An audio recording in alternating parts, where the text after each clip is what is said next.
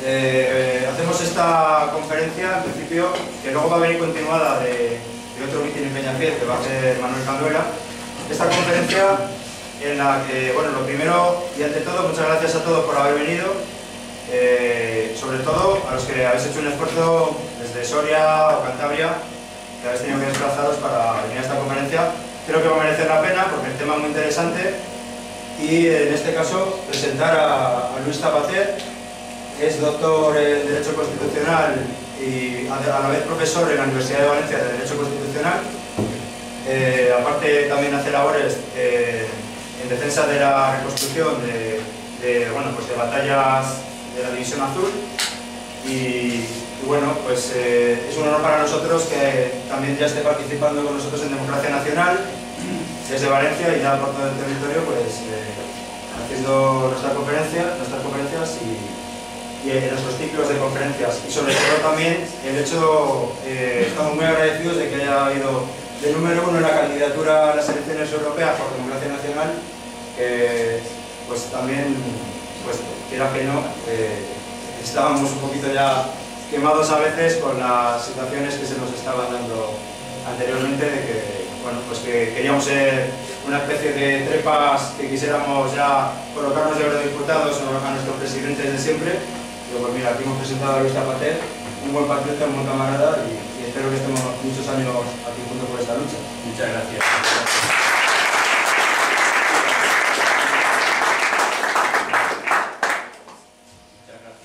Gracias a todos los que habéis tenido el esfuerzo, que habéis hecho el esfuerzo de venir esta tarde aquí y sobre todo los que venís de muy lejos. Espero que sea de provecho la conferencia y gracias a toda la organización de DN Valladolid, que todos se han preparado estupendamente, y a Manuel Canduela, nuestro presidente, como no, que está siempre en primera fila, en primera línea en todo. Bien, el tema que vamos a tratar esta tarde es un tema que a mí me afecta también personalmente. No se limita desde mi posición a examinar lo que está pasando en este conflicto ya internacional entre Ucrania y Rusia.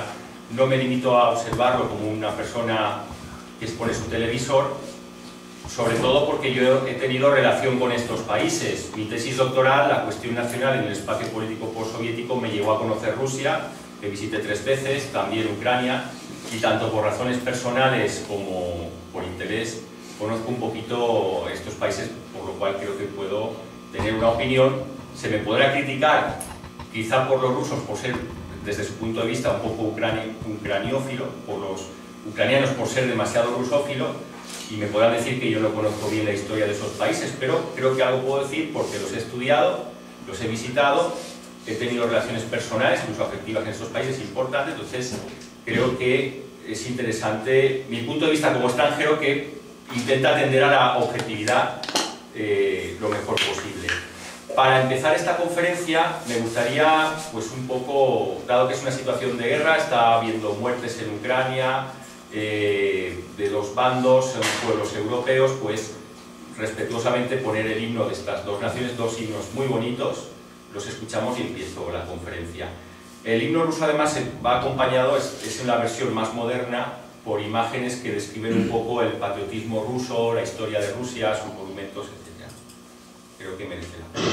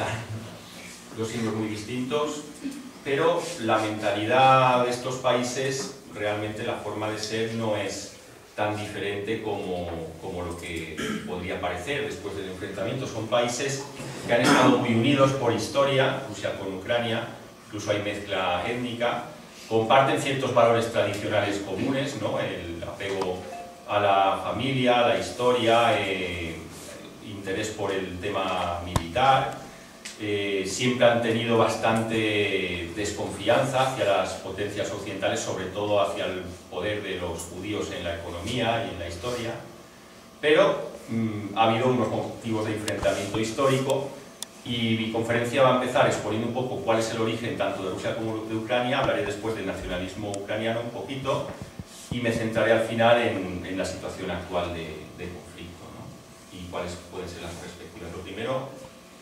vamos a ver cómo empieza esta historia.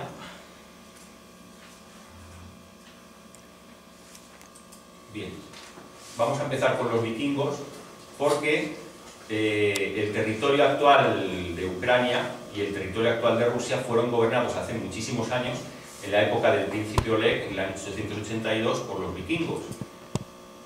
Resulta que en la parte de los ríos de la Europa del Norte, los vikingos fueron entrando, remontando los ríos y poblando los territorios de la actual Rusia, Bielorrusia y Ucrania. Es decir, se estableció una casta de guerreros vikingos que eran los que gobernaban sobre estos inmensos territorios y crearon un imperio de esta fusión de los eslavos sometidos a un poder guerrero germánico que se llamó el Kievan. ¿Y por qué se llamó el Kievan? Porque la capital de este antiguo territorio fue en Kiev, la actual capital de Ucrania.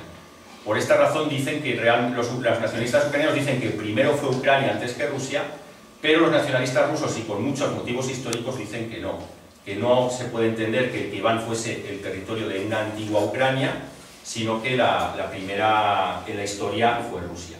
Pero si miráis el mapa, era un imperio tremendo, es decir, ocupaba las actuales repúblicas bálticas, parte de Rusia, parte de Bielorrusia, parte de Ucrania, parte de Rumanía y parte de Polonia. Es decir, era un territorio vastísimo. Aquí está más simplificado el mapa, pero se puede comprobar todo este territorio. Hablar de Ucrania es hablar de diferentes regiones, es decir, la idea que tenemos cuando vimos en televisión Ucrania es una única nación, un único territorio, pero hay que hacer una diferencia importante. Una cosa es la Ucrania occidental y otra cosa es la Ucrania oriental.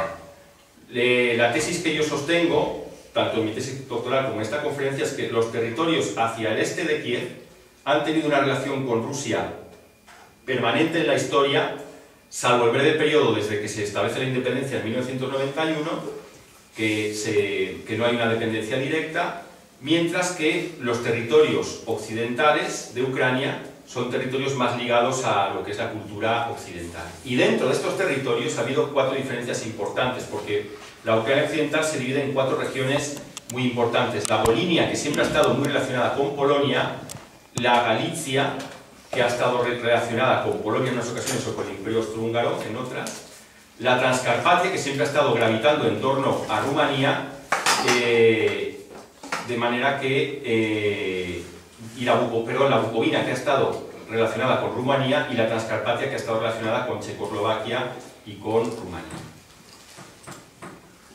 Kiev fue la capital, como he dicho, de lo que se llamó el Kievan, la primera capital de Rusia. Compartirían la misma capital Rusia y Ucrania en el principio de la historia, pero claro, el problema que ha tenido Ucrania, lo podemos ver ahora en el mapa, es que no existen grandes cadenas montañosas en este territorio y ha sido objeto de invasiones continuas. De invasiones de los godos, de los alanos, de los hunos de Atila, de los sármatas. Entonces, como no ha habido barreras fronterizas, ha habido mucha mezcla de pueblos en este territorio, bien por asimilación, por unión de unos pueblos con otros, bien por conquista y sometimiento, de manera que no se puede defender, y esto es una primera crítica al nacionalismo ucraniano, la existencia de una raza ucraniana con un perfil étnico determinado. Los ucranianos serían una mezcla de todas estas invasiones que ha habido y de contacto con todos estos pueblos, ¿no? Entonces, el hecho de que fuera un territorio sin montañas, ¿qué supuso en la Edad Media? Pues que en un momento determinado los mongoles entraran en Kiev, la arrasaran y a partir de entonces va a cobrar protagonismo otra ciudad que fue Moscú, porque los príncipes que reinaban en el Kievan, entre ellos el príncipe Vladimir, que es el que adoptó la religión ortodoxa y que es considerado como el primer rey ruso, lo que hicieron los príncipes del Kievan fue trasladar forzosamente a la población de Kiev hacia el norte, es decir, hubo un gran traslado de población de este territorio hacia el norte, hacia las llanuras de Rusia, para poder evitar otro saqueo, otra destrucción de la capital, y a partir de ese momento tiene protagonismo cada vez más Moscú, es decir, Moscú, sobre todo a partir de la batalla de Kulikovo en 1380, tiene un gran protagonismo político porque es la primera vez que se derrota en una importante batalla a los mongoles y es la primera vez que todos los príncipes eslavos del Kievan se ponen de acuerdo para evitar diferencias y crear una unidad política que luego se llamaría Rusia. O sea que Rusia nace en lucha contra los mongoles, invasores del este, y posteriormente en la lucha contra el Islam, porque es una frontera contra el mundo islámico. Moscú, por tanto, sería la sucesora del Kievan, pero Kiev sería reconstruida, aunque no tendría ya el mismo papel político. Otro apunte importante de historia, y que explica la diferencia entre rusos y ucranianos, es el tema religioso.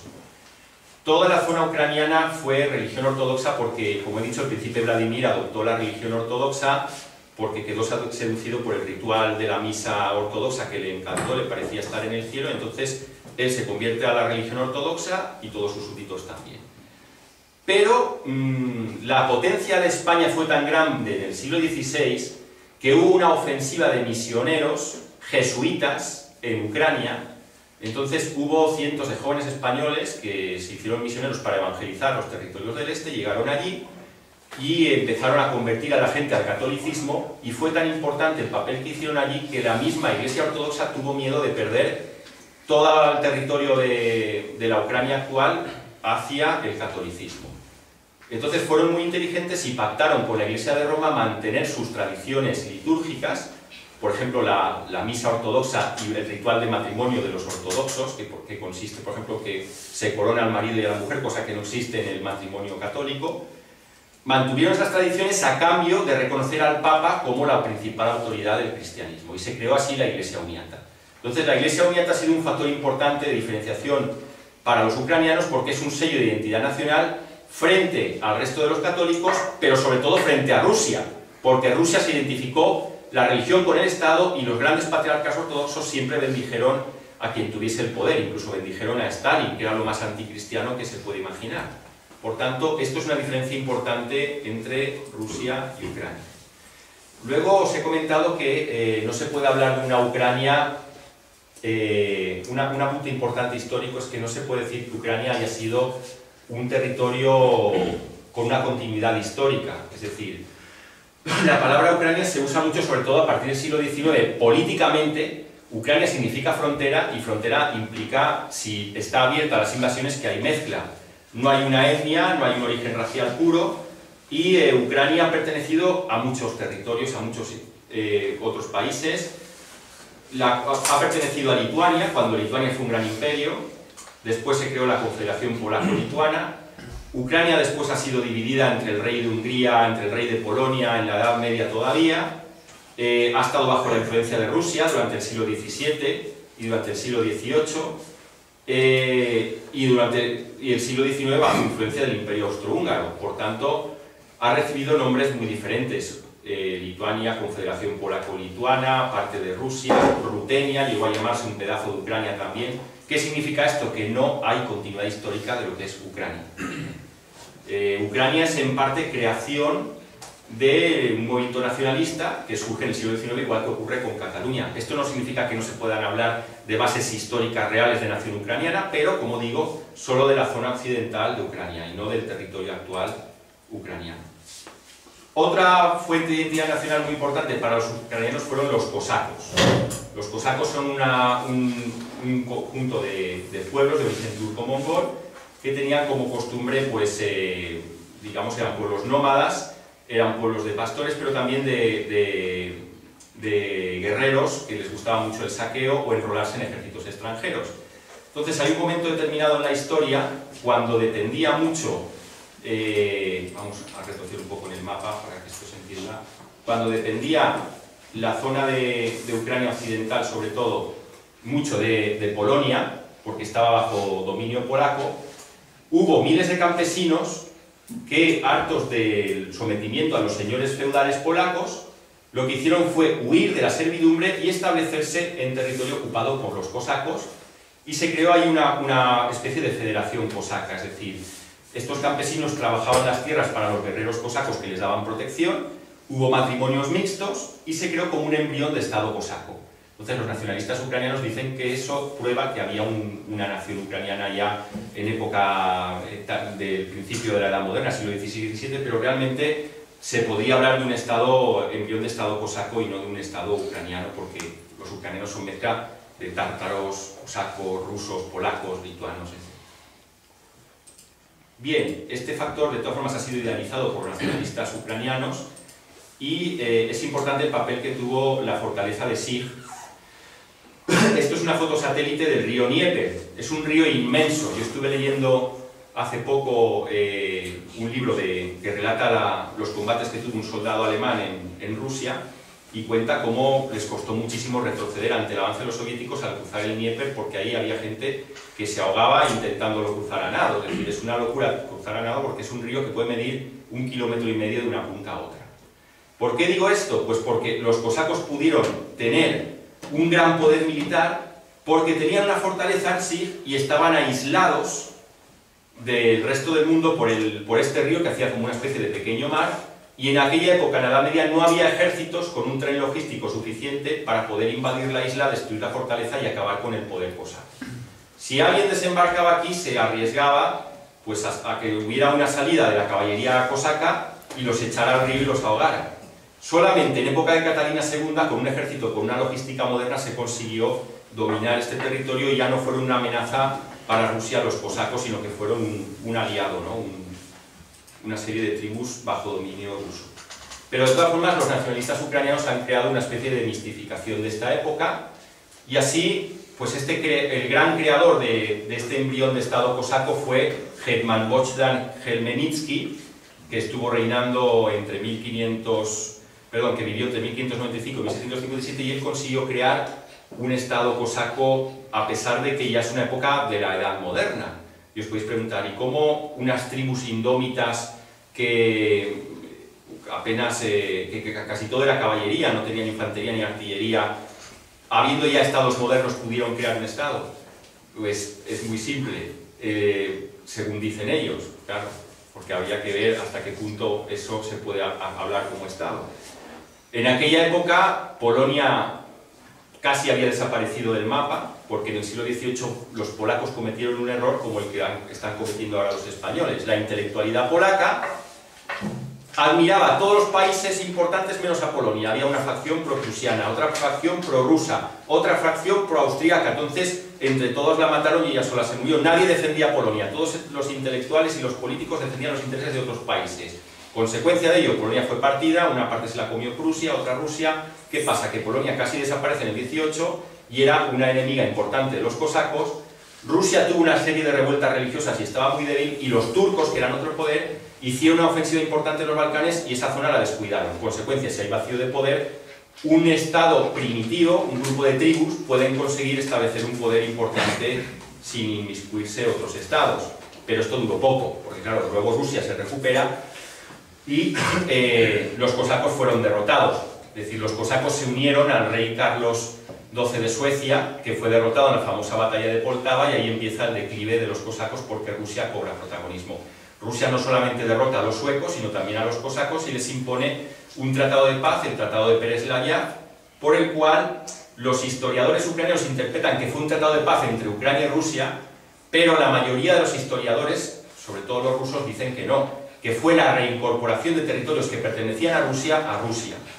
¿Y por qué dicen esto? Pues porque cuando Catalina la Grande ese tratado lo actualiza, dice la reunión de territorios que habían estado dispersos. Si habla de la reunión, no podían más que reunirse en Rusia, porque nadie hablaba de Estado ucraniano en aquella época. Por tanto, eso de que había un Estado ucraniano independiente mandado por los cosacos, eso no es una realidad histórica, eso es una invención. Ahora tenéis aquí lo que fue la Galicia y la Bucovina, veis la influencia que tuvo con otros imperios, estuvieron sometidos al Imperio Austrohúngaro cuando tuvo lugar la partición de Polonia. Pasa en el siglo XIX a gobernar sobre Ucrania Occidental el Imperio Austrohúngaro, y el problema del Imperio Austrohúngaro, ¿cuál fue? Que llegó la Guerra Mundial y fue una de las potencias derrotadas, ¿no? ¿Qué ocurre en el año 17? Pues que los nacionalistas ucranianos aprovechan para su primer intento de independencia. Había ya un sentimiento de identidad nacional por el movimiento nacionalista que surge en el siglo XIX, y este sentimiento de independencia se traslada a unas capas privilegiadas de la sociedad, pero no a toda la sociedad, y por eso no consiguen unir al pueblo, porque la mayoría del campesinado rechaza que sean gobernados por los grandes terratenientes, que eran los que defendían las ideas nacionalistas, y la mayoría se pasaron al bando rojo, es decir, a los revolucionarios comunistas, con lo cual no pudo conseguirse ese primer intento de independencia ucraniana. En el momento en que la Unión Soviética consigue el poder en Ucrania, como ven que tienen mucha resistencia por parte no solamente de los nacionalistas, sino del pueblo ucraniano, porque realmente Ucrania era el granero de la Unión Soviética, es decir, territorios con muchos cereales, y lo que hizo el Ejército Rojo, primero con Trotsky, después con Stalin, es abastecer a las tropas del Ejército Rojo, quitando el alimento a los campesinos, confiscando toda la producción de grano que pudiesen.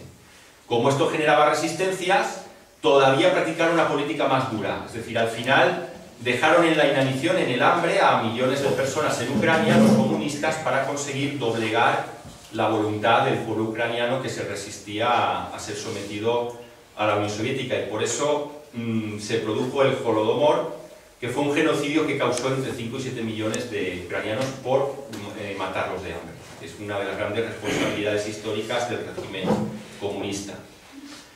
Esto es importante porque son datos históricos que lanzo y que han afianzado un nacionalismo ucraniano antirruso. Es decir, realmente el odio que existe entre los nacionalistas ucranianos contra Rusia, además de algunos episodios históricos como el tema de los cosacos con los que se identifican, también nace de la época en la que la Ucrania oriental estuvo sometida a Rusia, era un país de campesinos y letrados, no había élites culturales, y quien tenía el poder y la riqueza eran o bien señores polacos o bien señores rusos, y sobre todo tenían un sentimiento diferencial contra esos señores, sufrían muchas veces arbitrariedades y humillaciones, y era un poco el sentimiento del campesinado andaluz contra el señorito, ¿no? Ahí nació un sentimiento antirruso, pero sobre todo se consolida con la Unión Soviética. ¿Por qué? Pues porque la mayoría de tropas que invaden territorio ucraniano después de la Primera Guerra Mundial e instauran por la fuerza el poder comunista eran rusos, sobre todo de Moscú, y de ahí que ha quedado como palabra despectiva en Ucrania, que yo he oído el adjetivo Moskali, ¿no? El que viene de Moscú, que es el malo, ¿no? El invasor. Sin embargo, el gran error del nacionalismo ucraniano es identificar el comunismo con Rusia, es decir, los rusos tuvieron mucha responsabilidad en la génesis del comunismo, pero fueron víctimas también del comunismo. Y esto es un error que, combinado con las fantasías de ciertos historiadores, ha producido pues el caldo de cultivo para un nacionalismo intransigente, radical, racialista. Yo diferencio entre lo que es racista o etnicista y racialista. Racista es un nacionalismo que se basa en una raza, que puede tener un origen histórico esa nación en una raza, aunque lo niegue actualmente el sistema, es una realidad que puede haber naciones basadas en una única raza, pero el racialista es el que inventa una raza, dice que esa raza tiene una nación y crea un nacionalismo falso, como el nacionalismo vasco, ¿no? Entonces, los padres del nacionalismo ucraniano, Nijola, Kostomarov y Taras Shevchenko, defendían, Shevchenko era el más radical, Kostomarov más moderado, que el pueblo ucraniano y el pueblo ruso son razas completamente diferentes. Los verdaderos, los rusos no serían eslavos, sino que pertenecerían a tribus no europeas, mientras que los auténticos eslavos serían los ucranianos. También hay historiadores ucranianos que dicen lo contrario, que los ucranianos tienen origen turco-mongol y los rusos son eslavos, pero en cualquier caso estas teorías lo que buscan es diferenciar los ucranianos de los rusos, aunque ha habido mucha mezcla, para fomentar el odio y la rusofobia, el ataque contra los rusos, ¿no? He comentado que la Primera Guerra Mundial y sobre todo el triunfo del comunismo supuso aplastar el primer intento de independencia ucraniano. En los años 20 y 30 surgió un nacionalismo ucraniano muy radical, cuyo principal ideólogo fue Dmitry Donsov. ¿Por qué surgió con tanta fuerza el nacionalismo radical? A ver si encuentro... No. Pues tendré que pasar al mapa inicial, esto lo tenía que haber puesto después. ¿Por qué surge después de la ocupación soviética este nacionalismo tan radical? Pues lógicamente en la parte oriental hay simpatía hacia el nacionalismo por el sometimiento brutal al poder soviético, pero sobre todo en la zona occidental, cuando es destruido el Imperio Austrohúngaro, el territorio de la Ucrania occidental se divide en varios trozos pertenecientes a otras naciones. Por ejemplo, la Volinia, la zona norte, y la Galicia, la zona del centro...